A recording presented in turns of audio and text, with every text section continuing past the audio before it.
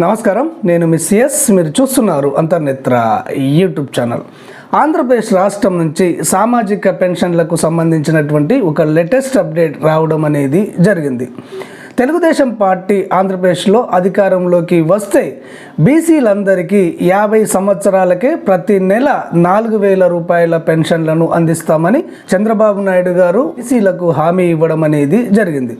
దీనితో పాటుగా బీసీలలో కుల వృత్తులు మరియు చేతి వృత్తులపై ఆధారపడి జీవించే వారందరికీ వారు ఉపయోగించేటువంటి పనిముట్లను ఉచితంగా అందజేస్తామని ఆయన హామీ ఇవ్వడం అనేది జరిగింది.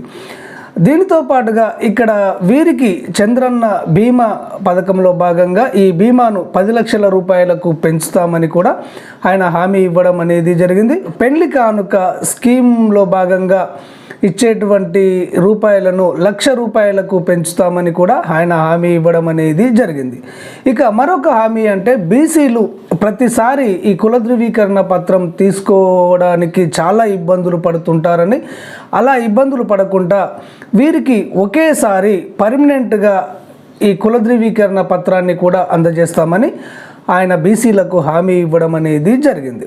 గతంలోనే ఇక్కడ ఈ సామాజిక పెన్షన్లను అన్నిటిని కూడా ఇక్కడ జనరల్ కేటగిరీ పెన్షన్లను అంటే వృద్ధుల వితంతువుల పెన్షన్ను 3,000 రూపాయల నుంచి 4,000 రూపాయలకు పెంచుతామని హామీ ఇవ్వడం అనేది జరిగింది. వికలాంగుల పెన్షన్ను 3,000 రూపాయల నుంచి 6,000 రూపాయలకు పెంచుతామని కూడా ఆయన హామీ ఇవ్వడం అనేది జరిగింది.